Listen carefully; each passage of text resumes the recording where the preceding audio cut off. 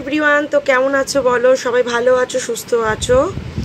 তাহলে যারা চ্যানেলের নতুন অবশ্যই চ্যানেলটিকে সাবস্ক্রাইব করে দেবে আর পাশের বেল বাটনটা ডেফিনেটলি ক্লিক করে দেবে। সাবস্ক্রাইব করলে আমাদের মধ্যে এনার্জি এক্সচেঞ্জ হবে, আর বেল বাটন ক্লিক করলে আমি যখনই নতুন ভিডিও আনবো বা লাইভে আসবো তোমার ফোনে একটা নোটিফিকেশান চলে আসবে। ঠিক আছে? তাহলে পূর্ণিমাতে যে স্পেলটা হবে সেটার জন্য অবশ্যই তোমরা কিন্তু স্লট বুক করে নাও। ঠিক আছে? লিমিটেড স্লট আছে, আর বড় জোর 2 থেকে 4টে মতো আমি দিতে পারবো ম্যাক্সিমাম। ঠিক আছে? 4টে হলেও একটু আমার অসুবিধা হয়ে যাবে, কিন্তু টেনে টুনে আমি দিতে পারি। তো যা যা আর কি স্পেল হবে পূর্ণিমাতে হবে আপাতত। তো পূর্ণিমার জন্য ডেফিনেটলি তোমরা স্লট নিয়ে নাও। ঠিক আছে? এখনও সময় আছে, নিয়ে নাও। এরপরে কিন্তু আমি আর স্লট দিতে পারবো না, ম্যাক্সিমাম টু ম্যাক্সিমাম আর 2 থেকে 4টেই দিতে পারবো। ঠিক আছে? তাহলে এই রিডিংটি একটা জেনারেল অ্যান্ড কালেকটিভ রিডিং। এখান থেকে male, female, married, unmarried, separated, committed, same gender relationship, যে কোনো জাতি, বর্ণ, ধর্মের মানুষ পজিটিভ রিডিংটা ক্লেম করবে আর নেগেটিভটাকে একদম লেট গো করে দেবে। অলরাইট? আচ্ছা, অনেকেই আমাকে জিজ্ঞাসা করো, দিদি আমার কুণ্ডলি করে দাও, আমার এটা বানিয়ে দাও। তো দেখো, আমি করি হচ্ছে রিডিং করি, ট্যারো কার্ড রিডিং করি, সাথে রেকি হিলিং করি। আমি রেকি মাস্টার, আর এইদিকে আমি ভেদিক নিউমেরোলজি করি। ঠিক আছে? না, আমি লসু গ্রিড কিন্তু করি না, আমি ভেদিক করি। ঠিক আছে? আমি চাইনিজ পদ্ধতি একদমই বিশ্বাসী নই, যেটা একদমই সম্পূর্ণ ভুল। যারা প্র্যাকটিস করে উইথ ডিউ রেসপেক্ট, আমি তাদেরকে ছোট করছি না, কিন্তু আমি বিলিভ করি না চাইনিজ গ্রিডে। কারণ চাইনিজ গ্রিডের সাথে ভেদিকের ডিফারেন্সিয়েট অনেক, আর চাইনিজ গ্রিড দিয়ে প্রেডিকশান করে সেই প্রেডিকশান মেলেই না। ঠিক আছে? যেটা বেসিক্যালি ইন্ডিয়াতে লক্ষ্মীযন্ত্র নামে বিক্রি হয়। ঠিক আছে? সবাই লক্ষ্মীযন্ত্র ভেবে সেই চাইনিজ গ্রিডটাকে কিনে নেয়। তো আমি ভেদিক নিউমেরোলজি প্র্যাকটিস করি, কুণ্ডলি বানাই। যারা যারা বানাতে আগ্রহী, ছক বানাতে আগ্রহী, প্রেডিকশন নিতে আগ্রহী পাস্ট, প্রেজেন্ট অ্যান্ড ফিউচারের জন্য, তারা ডেফিনেটলি আমাকে পার্সোনাল রিডিং, প্রেডিকশন অ্যান্ড হিলিংয়ের জন্য আমার দেওয়া নাম্বারে কন্ট্যাক্ট করে নেবে। ঠিক আছে? সেইখানে ডিটেলে কথা বলে নেবে। আচ্ছা, এবার আর একটা জিনিস আমি একটু ভালো করে ক্লিয়ারলি বোঝাই। আমি ক্যান্ডেল স্পেল করি, তোমরা সবাই জানো। পূর্ণিমাতে অমাবস্যাতে এটা হয়, সাথে স্যাটারডে করেও হয়। সেটা ছোট ছোট একটা ব্ল্যাক প্যাটার্নগুলোকে রিমুভ করার জন্য, থার্ড পার্টি রিমুভের জন্য হয়। ঠিক আছে? আর ফ্রাইডে করে লাভ স্পেলের জন্য স্পেল করানো হয়, সেগুলো ছোট ছোট। ওকে? এইবার অনেকেই জানো কট কাটিংয়ের ব্যাপারটা, অনেকে জানো অনেকে জানো না। যারা জানো না বা যারা জানো, দুজনকেই বলে রাখছি, কট কাটিংটা হচ্ছে একমাত্র তখনই সম্ভব যখন সেটা তোমার রক্তের কেউ হবে, বা তোমার হাজব্যান্ড হবে, বুঝতে পেরেছো, বা তোমার ওয়াইফ হবে। এরকম সম্পর্ক হলে তবেই তুমি তার সাথে, তার ব্যাড হ্যাবিটের হোক বা অন্য কোনো মানুষের সাথে কট কাটিং করাতে পারবে, যদি সে তোমার ব্লাড রিলেটেড কেউ হয়। নিজের বোন হোক, বাবা হোক, মা হোক, বর হোক, বউ হোক, সন্তান হোক। ঠিক আছে? যদি সে তোমার ব্লাড রিলেটেড না হয়, তাহলে তোমাকে ক্যান্ডেল স্পেল করাতে হবে। ঠিক আছে?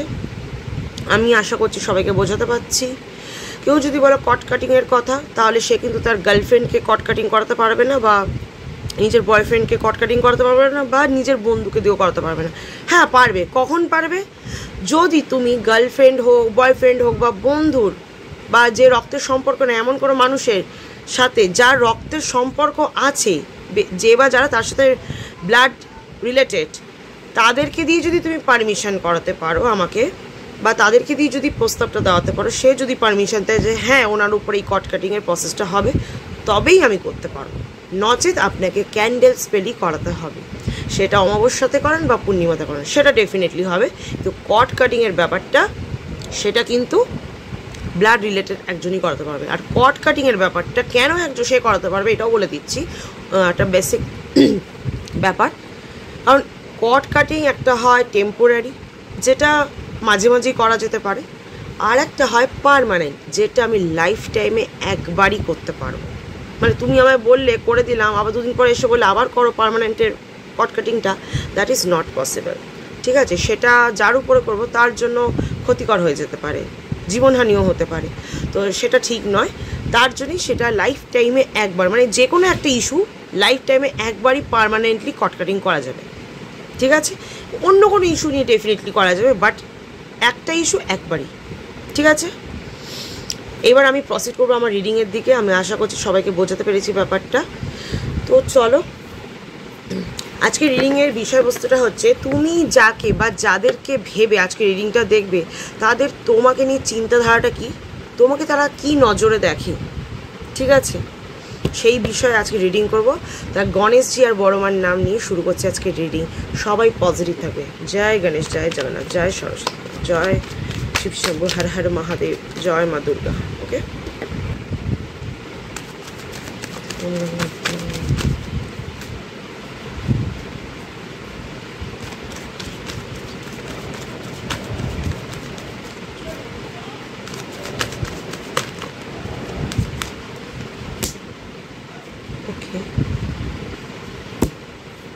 ওকে, আপনাকে খুব প্যাম্পার করে সামনে থেকে। মানে আমি একটা কথা বলি, এদের না দুরকম ফেস আছে, একটা যেটা আপনি দেখতে পান, আর একটা যেটা আপনি দেখতে পান না, যেটা ওরা সাপ্রেস করে রাখে, যেটা আপনার সামনে আনে না।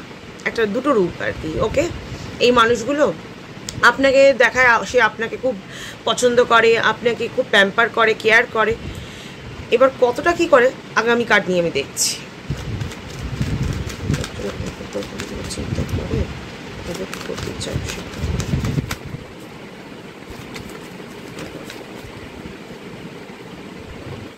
ওকে, বিপদের মুখে ডেফিনেটলি ফেলতে চাই কিন্তু, ঠিক আছে? দেখাবে আপনাকে হেল্প করছে, মানে এমন একটা ভান করবে না যে তারা তো চায় আপনাকে সবসময় সমস্যা থেকে বের করতে। তারা এটা চায় আপনি কোনো প্রবলেমে পড়লে সঙ্গে সঙ্গে হাত বাড়িয়ে দেয়, আমি আছি করে। কিন্তু ওই সাহায্য করার নাম করে উল্টে আপনাকে আরও গাড্ডায় ফেলে দেবে, এরম প্ল্যানিং চলে তাদের মনে। ওই যে বললাম দুরকম ফেস, আপনি ধরতে পারেন না। ওকে, আপনাকে এরকম ফিল করায় যে তার আপনার প্রতি যথেষ্ট ভালোবাসা আছে, আপনার প্রতি তার যথেষ্ট আগ্রহ আছে, ডেফিনেটলি আছে। কিন্তু সেটা লাভ কি না সন্দেহ, লাস্ট ডেফিনেটলি হতে পারে। মানে শারীরিক একটা সম্পর্ক করার জন্য কিন্তু বেশিরভাগটা আগ্রহটা দেখায়, ঠিক আছে? সেটা ভালোবাসা নাও হতে পারে। মানে ব্যাপারটা কীরকম বলুন তো, একবার যদি মাছ ছিপে উঠে যায় তাহলেই হয়ে গেল, চা খেয়ে ভার ফেলে দেওয়ার মতো। এই মেন্টালিটির মানুষ কিন্তু, যাকে আপনি এখন ভেবে রিডিং দেখছেন, তার মেন্টালিটি ডেফিনেটলি আপনাকে নিয়ে এই রকমই।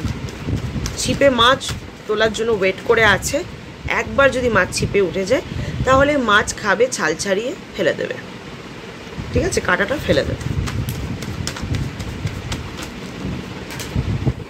ওকে, এই যে বললাম না, ভালো করতে ডেফিনেটলি চায়, কিন্তু সেটা উপরে ভিতরে অ্যাকচুয়ালি আপনার ক্ষতি করতে চায়।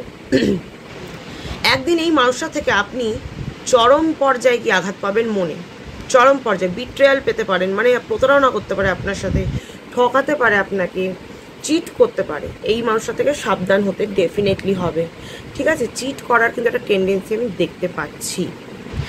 আর একটা জিনিসও, এই পার্সেন্টটি যদি আপনার ভালোবাসার মানুষ হয়ে থাকে না, তাহলে আমি বলবো সতর্কটা আরও বেশি করে থাকতে হবে। কারণ এই মানুষটার জীবনে একের বেশি অধিক প্রেম একসাথে থাকবে, আলাদা আলাদা টাইমে না, একসাথে একের বেশি অধিক মানুষের সাথে তার সম্পর্ক অ্যাট আ টাইম থাকতে পারে, যেটা আপনাকে কষ্ট দিতে পারে প্রবলভাবে।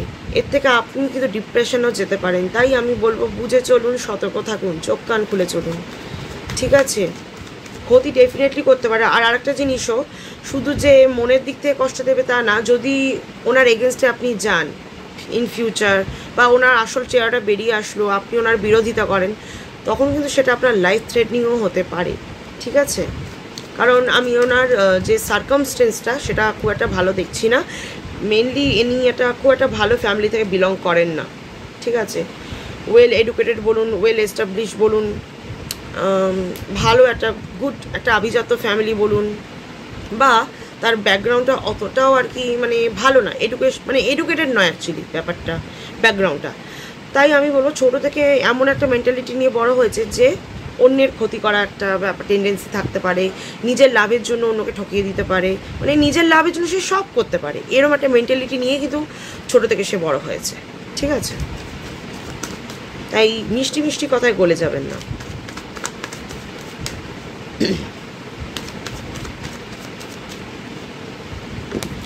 যেটা ভাবছিলাম সেটাই। ঠিক আছে, টাকা পয়সার দিকটা কিন্তু খুব সিকিওর থাকতে হবে, কারণ হেল্প চাইতে পারে ছলনা করে, যে তার খুব প্রয়োজন, আপনাকে বলতে পারে কখনো যে আপনাকে সে মানে বন্ধু ভাবে, যাই ভাবুক না কেন, খুব কাছের আপনি হেল্প করবেন না তো এখন কে করবে, এই দুঃসময় আপনাকে তো পাশে দাঁড়াতে হবে। নানান রকম ছলনা কৌশল, ইমোশনালি ব্ল্যাকমেল করতেই পারে। আপনি হয়তো সেই অবস্থায় সতর্ক থাকলেন না, বা যদি সতর্ক থাকেন খুব ভালো, যদি না থাকেন আপনি তার কথায় গলে যাবেন, তাকে টাকা পয়সা দিয়ে হেল্প করলেন, সেই টাকা আপনি বের করতে গিয়ে আপনার কাল ঘাম ছুটে যাবে, কিন্তু পারবেন না, কোনো দিন সেই টাকা ফেরত পাবেন না। এই আশা নিয়ে যদি টাকা দিতে হয় এই আশা নিয়েই দেবেন, আর যদি দিতে না হয় তাহলে আপনাকে বুদ্ধি করেই কথা বলতে হবে। ঠিক আছে, আমি বললাম না প্রচণ্ডভাবে লোভী, প্রচণ্ডভাবে টাকা পয়সার জন্যই কিন্তু আপনার সাথে বেশি বন্ধুত্ব করবে। যদি আপনি ফিনান্সিয়ালি স্ট্রং হন তাহলে তো হয়েই গেল, গল্প শেষ এখানে। ঠিক আছে, আপনাকে একদম পটিয়ে পাটিয়ে নিয়ে একদম আপনাকে সর্বশান্ত করে ছেড়ে দেবে। ঠিক আছে, একবার আপনাকে যদি পটিয়ে পাটিয়ে একদম যদি এরকম ব্যাপারটা নিয়ে যায়, যদি আপনার ভালোবাসার মানুষ হয়, যে আপনাকে বিয়ে অবধি ব্যাপারটা টেনে নিয়ে গেল, বিয়ে করে নিল, আপনার লাইফে একদম লিগালি এন্ট্রি করে নিল, তাহলে আপনাকে পুরো ধূলিসাৎ করবে, তারপরেই বেরিয়ে যাবে। আর যদি এটা সম্পর্কটা বন্ধুত্বের হয় বা কোনো ক্লোজ কোনো মানুষের সাথে, তাহলেও বলবো খুব সাবধান, ইমোশনাল ব্ল্যাকমেল করে কিন্তু আপনার কাছ থেকে খিঁচতে পারে টাকা। ঠিক আছে, যে টাকা কিন্তু আপনি ফেরত পাবেন না। কারণ দেখুন, আপনি প্রথমে ভাববেন যে হ্যাঁ আমি হেল্প করছি, টাকা না দিলেও চলবে।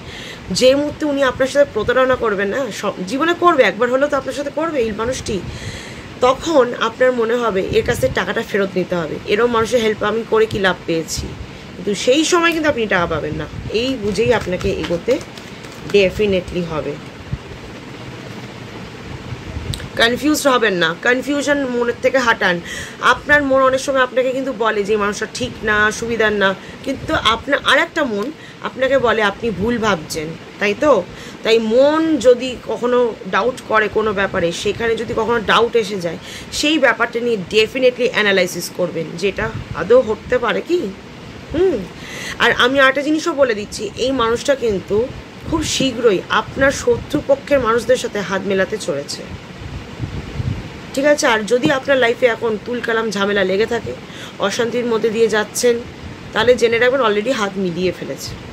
মানে আপনার পিছনেই আপনার যারা শত্রু, যাদের সাথে আপনার কথা হয় না, বা আপনার সাথে কথা বলে ঝামেলা হয়, বা যাদেরকে আপনি পছন্দ করেন না, সেই মানুষটা জানে, তারপরে গো তাদের সাথে ভালো সম্পর্ক রাখছে, হাত মেলাচ্ছে, গলাও মিলিয়ে ফেলছে। ঠিক আছে, কারণ এর টেন্ডেন্সি আমার খুব একটা ভালো লাগছে না, এর প্ল্যানিংই আলাদা। তাদের থেকে আপনার ব্যাপারে ডিটেল জানবে, সব ব্যাপারে। ঠিক আছে, আপনাকে হ্যারাস করার জন্য আর কি, প্রবলেমে ফেলার জন্য। তো ডেফিনেটলি শত্রুপক্ষকে হেল্প করবেই, তারা বন্ধু হবে, আপনার ক্ষতি। ঠিক আছে, একে যদি বিশ্বাস করেন লাইফে আপনি ভীষণভাবে ঘাত প্রতিঘাত দেখবেন। মানে একটা টাইমে এমন আসবে যে আপনার কাছের মানুষরা দূরে সরে যাবে, আপনি হেল্প চাইবেন যাদের কাছে, তারাও সরে যাবে, আর যারা আপনার শত্রু তারা মানে আপনাকে ঘিরে ধরবে, তারা তো মজা নেবে যে এই তো সুযোগ। বুঝতে পেরেছেন জিনিসটা কেমন? একটা ট্র্যাপের মতো, যে আপনি যাকে বিশ্বাস করছেন একসময় কি সেই আপনাকে সবচেয়ে বড় জীবনের ধোঁকাটা দেবে। যাদের সাথে আপনার শত্রুতা তাদের সাথে হাত মেলাবে। দেখুন জীবনে না সবার সাথে আপনার বন্ধুত্ব হতে পারবে না, কিছু মানুষ আপনার এগেনস্টে থাকবেই তো, কিন্তু আপনার সবচেয়ে কাছের মানুষটা যদি সেই মানুষগুলোর সাথে হাত মেলায়, আপনার ক্ষতি চায়, তাহলে আপনার কেমন লাগবে? শত্রুতা করুক মানতে আমাদের অসুবিধা হয় না, কিন্তু যখন কাছের ভালোবাসার বিশ্বাসের মানুষটা আমাদের সাথে শত্রুতা করে, আমাদেরকে ধোঁকা দেয়, তার থেকে কষ্টের আর কিচ্ছু হয় না, তাই তো? তো সেই ব্যাপারটাই কিন্তু ঘটতে পারে এখানে। ঠিক আছে, অনেকক্ষণ ধরে দেখছি দ্য ডেভিলের কার্ডটা না বার এসেই যাচ্ছে। মানে কী বোঝাতে চাইছে এটা আমি দেখতে চাই। আপসেট, ডিপ্রেশন ডেফিনেটলি আসবে।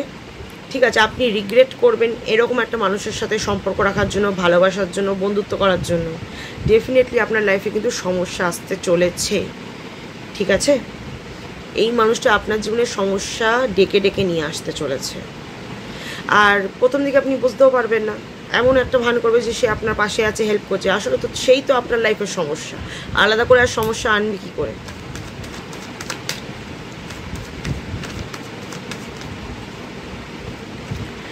কার্ডগুলো দেখতে পাচ্ছেন, বেশিরভাগ কার্ডই কিন্তু জানান দিচ্ছে আপনার লাইফটা কত স্ট্রাগলিং হতে পারে। আপনার জীবনে কিন্তু ভালো কাজ হতেও হবে না, হয়তো ভালো একটা বিয়ে লেখা ছিল, একটা ভালো সংসার, এই মানুষের জন্য সেটা নাও হতে পারে। হয়তো একটা ভালো চাকরি হওয়ার ছিল, একটা ভালো সেটেল লাইফ, এই মানুষের জন্য আপনি স্যাক্রিফাইস করে দিতে পারেন। কিন্তু পরে আপনাকে কিন্তু ওই যে বললাম রিগ্রেট কিন্তু ডেফিনেটলি করতে হবে এটার জন্য, ঠিক আছে? ডেফিনেটলি রিগ্রেট কিন্তু আপনাকে তখন করতেই হবে।